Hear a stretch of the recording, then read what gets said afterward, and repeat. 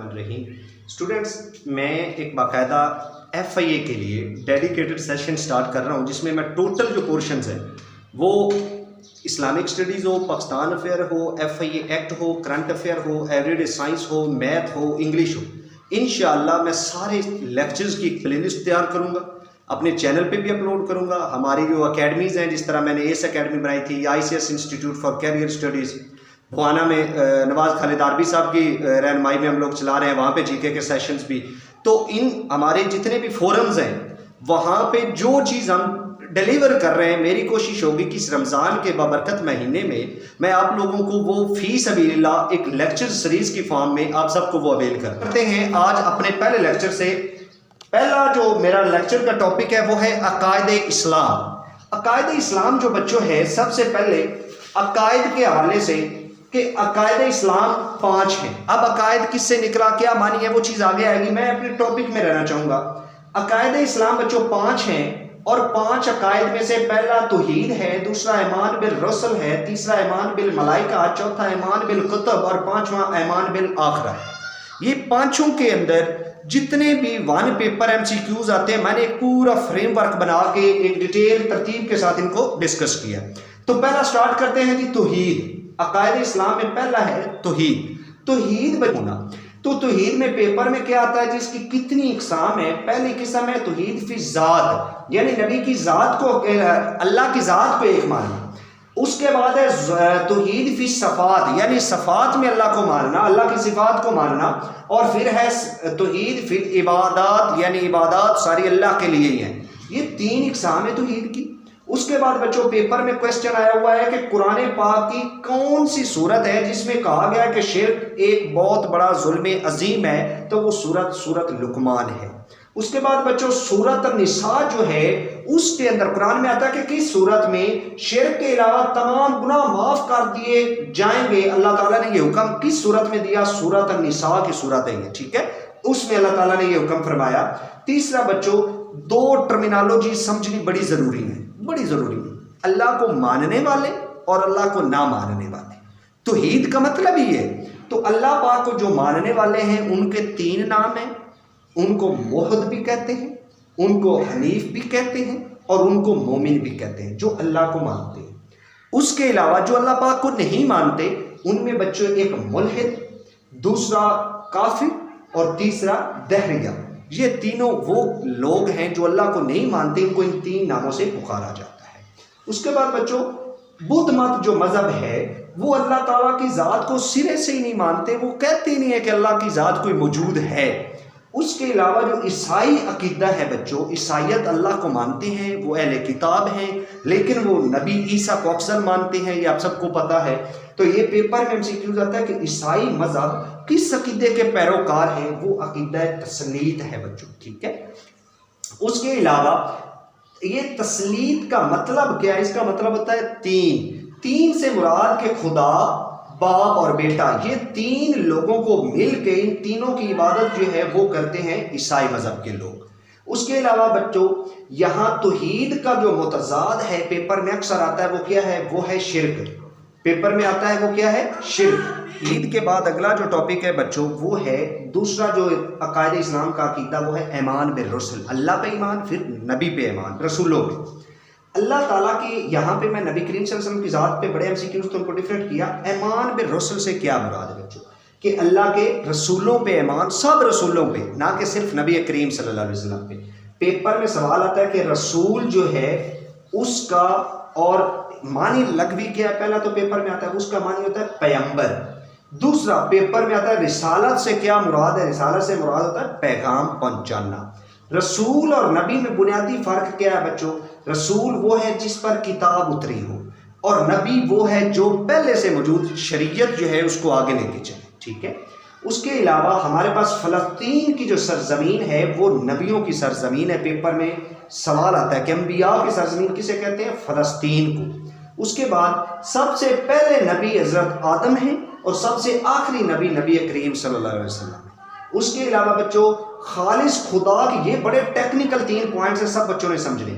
खालिस खुदा की तरफ से अता होने वाला मनसब, जो खालिस खुदा की तरफ से अता होने वाला मनसब है जिसमें मेहनत ना हो, अल्लाह अता कर दे, वो बच्चों होता है हिबत। ये वहीबत जो है पेपर में एमसीक्यूज आता है कि जो खालिस अल्लाह की तरफ से अता होने वाला मनसब है उनको, जिसमें मेहनत ना करनी पड़े, क्या कहते हैं।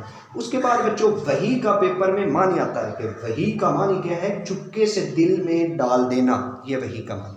हमने दो कर लिए। तीसरा है वो है ईमान बिल मलाइका। ईमान बिल मलाइका में सबसे पहले कि मलाइका का जो लफ्ज़ है इसकी वाहिद क्या है, वाहिद है मलका। सेकेंडली बच्चों मुल्क जो है इसके मानी होते हैं कासिब, मुल्क के मानी क्या होते हैं, कासिब। उसके अलावा अब बड़े इंपॉर्टेंट लाइन बाय लाइन मैंने ना एमसीक्यूज इकट्ठे किए हैं मलाइका के हवाले से। हमारे पास 4 मलाइका हैं, पहले जिब्राइल अमीन, दूसरे मिकाईल, तीसरे इज़राइल, चौथे इसराफील। अब यहाँ पे टेक्निकल पॉइंट्स बच्चों ने समझने हैं। हजरत जिब्राइल अमीन उनका काम क्या था, पैगाम रिसानी का, पैगाम रिसानी का काम हजरत जिब्राइल का था, और ये सबसे अफजल नबी हैं, ये सबसे अफजल मलाइका है, ठीक है। उसके अलावा 3 दफ़ा कुरान मजीद में ये लिखा है, 3 दफ़ा कुरान मजीद में हजरत जिब्राइल अमीन का जिक्र मौजूद है। और बच्चों अहम बात कि हजरत जिब्राइल अमीन को रूहुल कुद्स कहते हैं, ठीक है। उसके बाद हजरत मिकाईल का काम है बारिश और खुराक का काम। हजरत मिकाईल का काम बच्चों नोट करना, खुराक का इंतजाम भी है।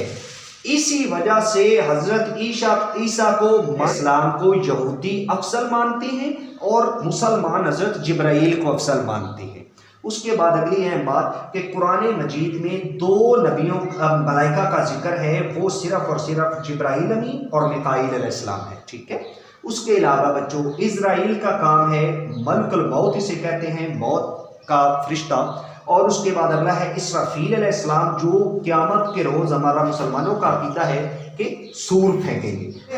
कुछ मलाइका भी हैं, कौन से इंपॉर्टेंट है, एक करामन कातिबीन। ये करामन कातिबीन बच्चों वो हैं जो पैदाइश से लेकर मौत तक इंसान का हिसाब रखते हैं। पेपर में सवाल आए कि मौत से पैदाइश से मौत तक हिसाब कौन रखते हैं, ये रखते हैं करामन कातिबीन। उसके बाद मुनकिर नकीर, मौत जब इंसान की हो जाती है उससे लेके कब्र तक, यानी यौम हिसाब जो है, यौमुल हिसाब, उस दिन से पहले तक कब्र में जो सवाल करेंगे वो होंगे मुनकिर नकीर, जो पूछेंगे जी तेरा दीन क्या है, तेरा रब कौन है, तू नमाज के हवाले से पूछेंगे, ठीक है। तो ये मुनकिर नकीर हैं जो मौत के बाद कब्र में सवाल करने आएंगे, वो मुनकिर नकीर हैं। और जन्नत के दरवाजे पे जो फरिश्ता होगा या मलाइका होगा उसका नाम है जो रिजवान, और जो दोज़ख के दरवाजे पे होगा उसका नाम है मालिक, उसका नाम है मालिक। उसके अलावा शहर, ये है शहर बाबुल। शहर बाबुल पर जो फरिश्ते मामूर किए गए कुरान मजीद के अंदर इनका जिक्र है, वो है हारूत व मारूत। हारूत व मारूत जो फरिश्ते हैं वो काबुल शहर पर मामूर हैं, पेपर में आता है कुरान मजीद के हवाले से, ठीक है। और फरिश्ते बैतुल मामूर, ये अल्लाह ने कुरान में भी, मतलब नबी करीम सल्लल्लाहु अलैहि वसल्लम भी दुआ करते थे, ये नमाज के अजान के बाद भी हम दुआ करते हैं कि या अल्लाह में मतलब ना बैतुल मामूर जो है ना उसकी ऊपर पहुंचाना नसीब फरमा। तो फरिश्ते जो हैं बच्चों बैतुल मामूर के गिर्द चक्कर लगाते हैं, और ये किस आसमान पे है, पेपर में ये भी सवाल आता है, ये है 7वें आसमान पे। तो ये बैतुल मामूर के बाद है अगला जी कि 7वें आसमान पे बैतुल मामूर है, 7वां। अब जी बढ़ते हैं चौथा अकीदा। चौथा अकीदा हमारा है कि किताबें, अल्लाह पाक की 4 अलहामी किताबें हैं, उनके बारे में, इनके बारे में पेपरों में जितने सवाल आए मैंने बच्चों को अलहदा करने की कोशिश की है। सबसे पहली और पुरानी किताब तुरात है, अलहामी किताब। अलहामी किताबों में सबसे पुरानी तुरात है, और ये हज़रत ईसा पर नाजिल हुई, ये याद रखना है। और हज़रत ईसा पर नाज़िल होने के बाद ये अहम बात कि ऐद कदीम, ज़माना कदीम में लिखी गई किताब का नाम है तुरात, ठीक है। उसके बाद बच्चों नबी करीम सल्लल्लाहु अलैहि वसल्लम को तुरात में, ज़बूर में, इंजील में, तीनों में जिक्र आया। किस किस नाम से पुकारा ये आपने याद रखना, पेपर में रिपीट होता है कि नबी करीम सल्लल्लाहु अलैहि वसल्लम को तैयब के नाम से पुकारा गया तौरात में। आपने याद रखना तुरात भी ते की आवाज़ लास्ट पे आती है और तैयब भी तोई की आवाज़, वो मिलता जुलता। तैयब के नाम से पुकारा गया नबी करीम सल्लल्लाहु अलैहि वसल्लम को तौरात में। और तौरात के मानी बच्चों आते हैं पेपर में रोशनी। तौरात के मानी क्या है, रोशनी। अब हमने चारों में ये चीज आगे देखनी है कि ज़बूर आ गई दूसरी किताब, किस नबी पर नाजिल हुई? दाऊद अलैहिस्सलाम पर। इसके मानी क्या है? यानी हमारे पास जो ज़बूर है बच्चों, इसका दूसरा नाम मनाजात भी है, इसको नाम नया दिया जाता है मनाजात। तीसरा कि इसके मानी जो ज़बूर है इसके हैं टुकड़ा, इसके मानी है टुकड़ा, जिस तरह इसके मानी रोशनी। उसके अलावा नबी करीम सल्लल्लाहु अलैहि वसल्लम को फारूक के नाम से याद किया गया, पुकारा गया ज़बूर के अंदर, ठीक है। उसके बाद अगली आ गई इंजील। इंजील जो है बच्चों, इसके मानी है खुशखबरी, और खुशखबरी जो इंजील का मानी हो गया, उसके बाद नाजिल किस पे हुई? हजरत ईसा अलैहिस्सलाम पर। और अगली बात के नबी करीम सल्लल्लाहु अलैहि वसल्लम को इसमें फार कलीद के नाम से याद किया गया। किस नाम से? फार कलीद के नाम से, ठीक है। और उसके बाद बच्चों ये अहद कदीम की किताब थी तुरात, और अहद जदीद की किताब का नाम है बच्चों इंजील, ठीक है। और बात गोस्पल किसको कहते हैं? इंजील को कहते हैं, ये भी याद रखना, ये पेपर में एमसीक्यूज आता है। उसके बाद अगली चौथी कुरान अलाहमी किताब कुरान मजीद है। मैं इसको आगे जाके करवाऊंगा, जब मैं करवाऊंगा कुरान मजीद, अहदीस मुबारका, कियास, इजमा। अच्छा ये बच्चों आगे कुरान मजीद के अलावा ये बात सिर्फ है ईमान बिल कुतब के हवाले से मैं फोकस्ड हूँ। तो यहाँ पे अगला पॉइंट कि 4 आसमानी किताबों का कुरान मजीद में जिक्र है, लेकिन उसके अलावा इब्राहीम अलैहिस्सलाम और मूसा अलैहिस्सलाम के सहीफे का भी कुरान मजीद में जिक्र है, ठीक है। उसके बाद बच्चों 10 कमांड्स, लफ्ज आता है इंग्लिश में 10 कमांड्स, उर्दू में बोलते हैं 10 अहकाम। ये किस नबी पर उतरे? ये उतरे थे हजरत मूसा अलैहिस्सलाम पर, ठीक है। और हजरत मूसा अलैहिस्सलाम, इनको 10 जो अहकाम हैं इनको अमरे अशरा भी कहते हैं, अशरा 10 अमरे हुक्म, ठीक है। और अगली है बात, हजरत शैश अलैहिस्सलाम के 50 सहीफे नाजिल किए गए। हजरत शैश पे कितने? 50 सहीफे नाजिल किए गए। ये था बच्चों हमारा ईमान बिल कुतब। यहाँ पे मैंने मिस्टेक की है, मैंने कि तौरात हजरत मूसा पे उतरी थी, वो गलती से यहाँ पे ईसा लिखा गया था, तो वो हजरत मूसा अलैहिस्सलाम पे बच्चे करेक्ट कर लें। अगली बात, ईमान बिल आखिरत बड़ा इंपॉर्टेंट टॉपिक है बच्चों, यहाँ से एमसीक्यूज अक्सर आ जाते हैं। ईमान बिल आखिरत में ये लफ्ज याद रखें, बरज़ख, आलिम बरज़ख लफ्ज सुना होगा। बरज़ख से मुराद है मौत और हिसाब के दरमियान का जो वक्त है बच्चों, यानी आज अल्लाह ना करे क़यामत आ जाए और यौम हिसाब शुरू होने से पहले तक जो हमने पड़े रहना है कब्रों के अंदर, वो वक्त है बरज़ख का, ठीक है। आलिम बरज़ख उसे कहते हैं, और इसके मानी होते हैं दरमियान में आने वाला। पेपर में आता है इसका मानी क्या है। दूसरा आता है ये तारीफ इसकी क्या है, ये पेपर में डायरेक्ट पूछता है मौत और हयात के दरमियान के वक्फे को क्या कहते हैं। तीसरा, कुरान मजीद में ये बहुत इंपॉर्टेंट एमसीक्यू है, कुरान मजीद में सूरत अल मोमिनून में बरज़ख का लफ्ज आया, कौन सी आयत में आया? आयत नंबर 100 में आया, ठीक है।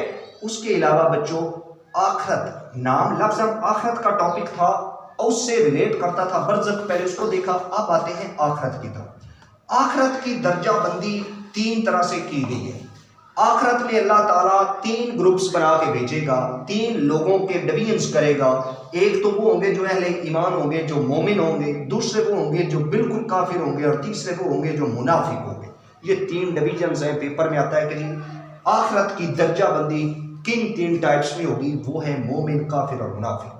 अगली अहम बात कि अहदीस नबवी के मुताबिक जुमा के दिन क़यामत होगी, ये दिन याद रखना है। और अगली बात ये पेपर में आता है कि किस दिन क़यामत है। अगली बात बच्चों कि इसराफील अलैहिस्सलाम सूर फौंकेंगे, जिनका हमने पीछे जिक्र किया। इसराफील के सूर फौंकने से पहले लोग सारे मर जाएंगे, उसे कहेंगे क़यामत। क़यामत के बाद दोबारा वो सूर फेंकेंगे तो बच्चों लोग दोबारा जिंदा होंगे, उसे कहेंगे हशर का मैदान, कि लोग दोबारा जिंदा हो जाएंगे, ठीक है। तो ये याद रखना, हशर में और क़यामत में फर्क क्या है। दोबारा सूर फेंकने से जो दिन होगा वो हशर का होगा। अगली बात कि यौमुल हिसाब, अब जब हशर के दिन लोग खड़े हो गए बच्चों, उससे ऊपर ये लाइन मिस हुई कि आखिरत के मानी क्या है। पेपर में आता है, इसके मानी है बाद में आने वाली चीज, ठीक है। उसके बाद बच्चों यौमुल हिसाब, यौमुल हिसाब जब हशर अल्लाह का मैदान लग गया, तराजू आ गया, तो यौमुल हिसाब हो गया, हिसाब शुरू हो गया। तो उसमें बच्चों हिसाब से मुराद क्या है? अफ़ाल व आमाल के एहतसाब का दिन।